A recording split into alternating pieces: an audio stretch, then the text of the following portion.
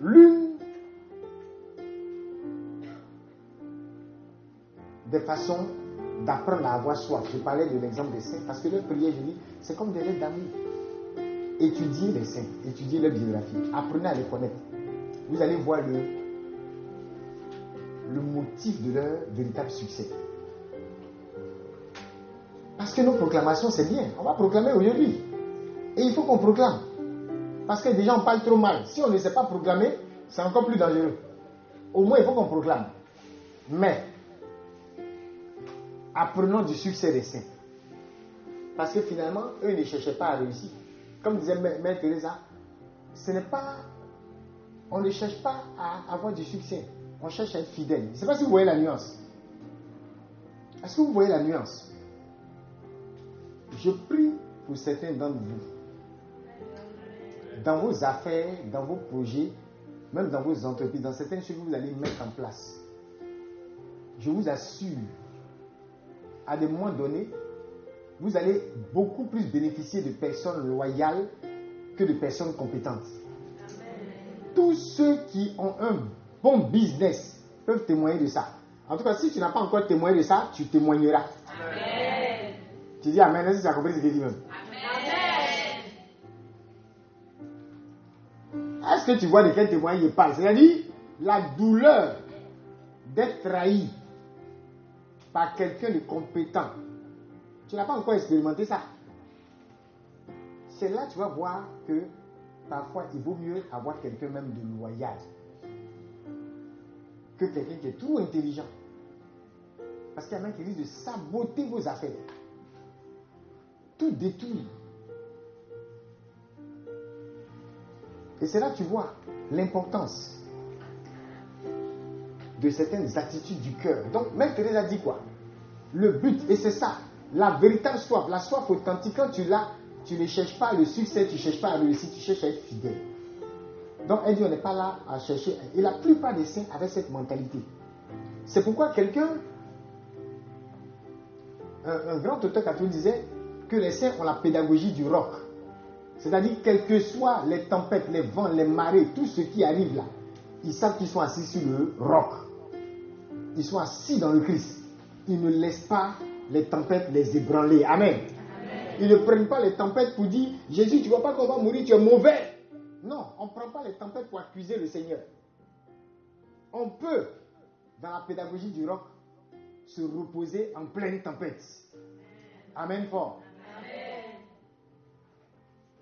Comme un homme de Dieu qui disait, ils étaient en train d'aller faire un crash et puis il y a un qui était chante parmi eux. Et il a commencé à chanter. Mais la façon dont il chantait là, vous voyez les chants où on a l'impression que l'onction est tombée sur toi et puis tu pleures en même temps là. Il dit, mais mon ami, tu fais quoi? Il dit, je vais entrer au ciel en chantant. Il dit, je vais entrer au ciel. Qui t'a dit on s'en va au ciel? Déjà, lui se voit au ciel. Donc, il était en adoration, en loin, mais... il pleurait. On ne sait pas si c'est la peur, si c'est l'onction de l'agonie pour les âmes qui est tombée sur... On ne sait plus. Lui, il pleure, il chante, on ne sait pas. En tout cas, il était en sanglots. En chantant. On dit, mon frère, qu'est-ce que tu fais? Je vais entrer au ciel en chantant. Et puis, il y a un autre qui est à côté. Et actuellement là, c'est chaud. Il faut te réveiller, tu as prié. Il dit, laisse-moi dormir. Dans la tempête, Jésus dormait. Et puis il disait ça en ayant sommeil. Et puis il dormait. Au finish, chacun il crash. Qui a eu raison? Comme il y a un autre, pendant le crash, pendant que il y avait turbulence, le pilote même était nerveux et paniquait. Il dit à son voisin de lui donner son plat. Il a fini de demander son plat et puis il demandait le plat du voisin. Le voisin a dit, monsieur, vous êtes normal? Vous ne voyez pas tout ce qui se passe? Il dit, vous pouvez pas, il ne faut pas gaspiller la nourriture. Tu mangeras au milieu de la tempête. Amen. Tu dormiras en pleine tempête. Il ne faut pas dire, je vais chanter. Je vais entrer au ciel en chantant. Oh, c'est la peur. Les prières paniques. Non, mais c'est important, cette mentalité, cette pédagogie du roc. On ne prend pas les tempêtes. Dis ça à ton voisin, on ne prend pas les tempêtes pour accuser Dieu. N'utilise pas les vents et marées pour te rebeller contre Dieu. Dis-lui pédagogie du roc. Tu es assis en Christ. Tu es solide, tu es enraciné dans le rocher. Amen. Regardez le rocher. Tout ce qui s'abat sur le rocher. En tout cas, si c'est l'eau, ça passe. Mais tout ce qui peut briser quelqu'un, quand ça tombe sur le rocher, c'est la chose même qui est brisée ou bien. C'est le rocher aussi qui est tombé sur toi. On dit quoi? Ça te brise. Dans tous les cas, le rocher, il est serein. C'est pas ça? Il est serein. Très, très serein. Et c'est comme ça que vous devez être. Il faut entrer dans cette mentalité. Amen. Et ceux qui ont soif de Dieu, quand l'âme a soif de Dieu, c'est une âme qui n'est pas, puisque ta soif n'est pas pervertie, tu n'es pas en train de rechercher. David dit, je ne cherche pas ce qui est trop élevé. En même temps, il dit au Seigneur, il ne faut pas me rendre trop pauvre aussi. Et puis, finalement, tu vois, des deux côtés, il y a la tentation. Oui. Il y a des gens, parce qu'ils sont trop pauvres, ils insultent Dieu. C'est des gens, c'est nous, on est venus pour accompagner les autres, quoi.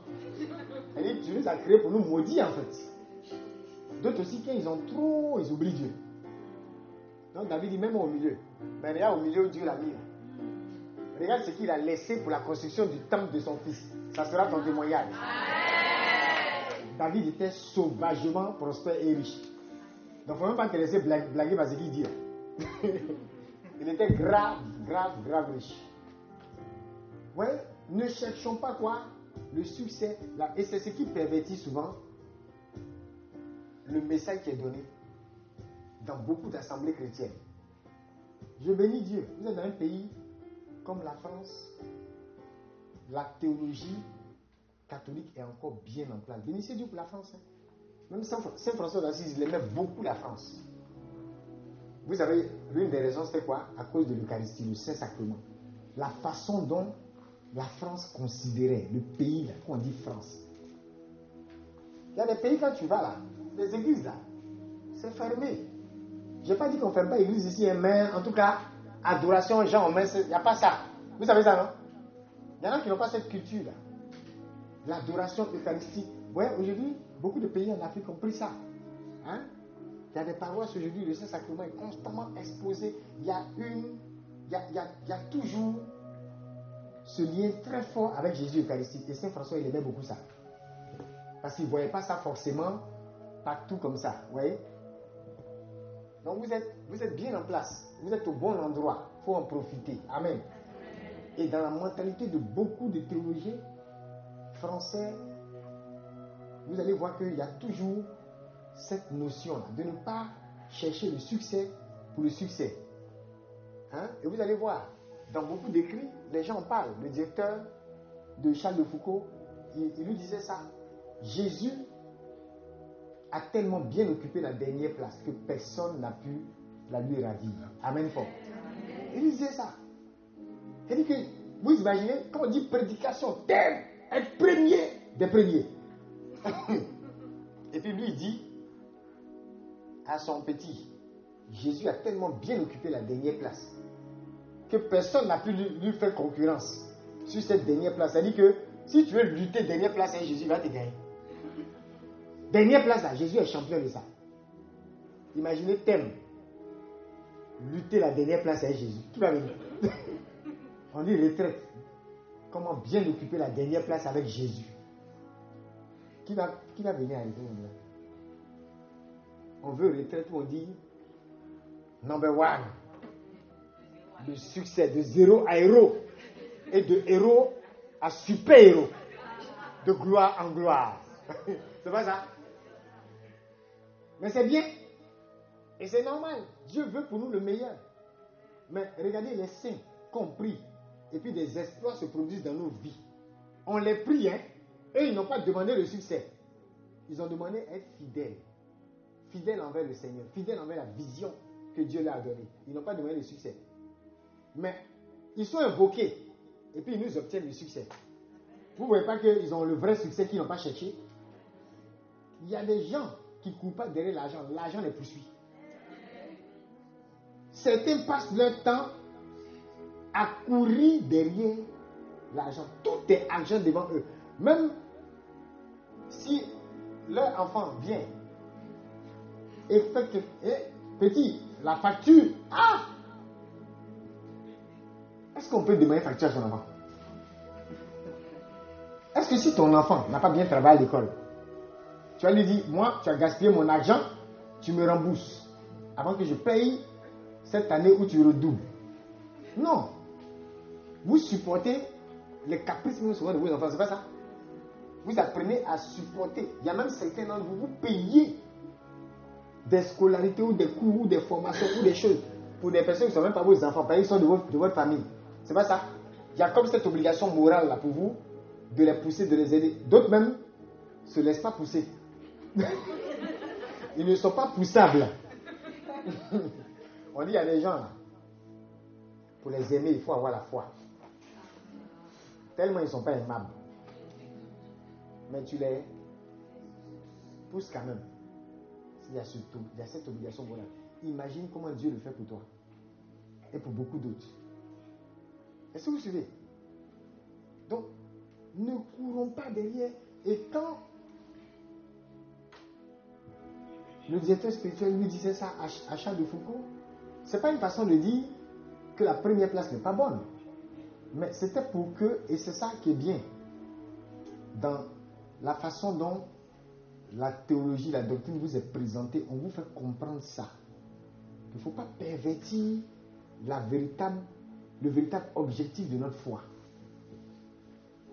Quand on dit ta destinée glorieuse, la glorieuse destinée là, on a qu'à te dire que c'est la sainteté, c'est le ciel. C'est pas être un super héros. D'ailleurs même, le pape François le dit, les saints ne sont pas des super hommes, des super héros. La plupart des écrits sur les saints nous l'enseignent. Il ne faut pas les voir comme des super héros. Il y a un philosophe français, chrétien, qui le disait, leur misère était aussi profonde que la nôtre. Regarde, on va dire, lui, ils étaient misérables aussi souvent. Parfois, ils avaient une profonde misère qui n'était pas différente de notre misère. Parfois aussi, ils traversaient les nuits, traversaient les déserts. Et regarde, ton voisin dit, ce n'était pas différent du désert que tu traverses. La nuance, c'est que quoi? Pourquoi je parle d'eux? Parce que ce sont des exemples de ceux qui ont eu soif. Et vous voyez même la prière, mon âme a soif de toi. Quand on prend ce psaume-là, c'est comme une expression d'amour, c'est pas ça? L'état d'un amoureux. Mon âme a soif de toi. Mon être entier, on le chante même, mon corps soupire après toi. Dans certaines versions, on parle du corps. On parle de l'âme et du corps. C'est toute la personne qui soupire après. Et tu vois, la différence, c'est que quoi? Ce philosophe français disait que eux, ces saints-là, c'est pas parce qu'ils avaient un plus beau visage. Dis à ton voisin peut-être même que tu étais plus beau qu'eux. Oui, ils n'avaient pas forcément un plus beau visage. Mais la nuance, c'est qu'eux, ils ont ôté le masque. Dis à quelqu'un, il faut faire tomber le masque. Est-ce que tu vois? Quand tu prends Nombre 6, verset 25, on parle de la lumière du Seigneur. Que le Seigneur, que l'Éternel fasse lui, sa face sur toi. C'est pas ça? Et qu'il te prenne en grâce. On chante ça. Et même Saint François avait l'habitude de bénir ses frères de cette façon. C'est pas ça? Maintenant, demande à quelqu'un comment la face de Dieu va briller sur ton visage si tu as porté un masque. Tu vois la différence? Tu vois la différence entre nous et ceux-là? Ils n'avaient pas un plus beau visage. Mais ils ont osé faire tomber quoi? Le masque. Ça veut dire quoi? Si toi et moi, on accepte d'ôter le masque, la face de Dieu va briller sur notre visage. Et c'est ce rayonnement de la gloire de Dieu qui fera ta beauté. Amen fort. Amen. Et c'est ça. Demain, on va dire, tu es saint. Et même quand on ne te proclame pas saint, mais les gens vont voir ce rayonnement. Mais ce n'est que le rayonnement de la face de Dieu sur ta face. Amen. Et pour ça, il faut que le masque tombe. Ce qui doit faire tomber le masque, c'est quoi? C'est la force de l'humilité. Parce qu'au contraire de certains saints, il y a des écrits où on peut voir là où ils sont tombés, où on peut voir certains de leurs vices, où on peut voir certains de leurs défauts. Bernadette et d'autres saints avaient l'habitude de dire, je ne suis pas intéressé par voir la liste de leurs miracles et tout ça. Je veux savoir aussi comment ils ont surmonté ces défauts-là pour que je puisse aussi, à leur suite, là, apprendre à surmonter ça. C'est pas ça? Mais certains d'entre nous, on est même frustré par le berger, c'est pas ça? On est frustré par le daddy. Pourquoi? Parce qu'on l'a mis à un certain niveau comme ça. Toi-même, tu as considéré ton papa comme ça. Et quand tu vois qu'il est en bas, tu es étonné. Mais les saints, ce n'étaient pas des super-héros.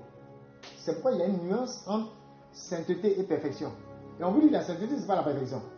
Amen. Donc, c'est la force de l'humilité qui fait que tu fais tomber le masque. Tu reconnais.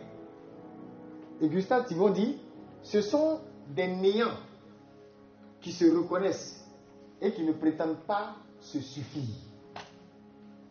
Et ça, pour apprendre, pour reconnaître que tu es zéro, que tu es un néant, il faut quoi? De l'humilité.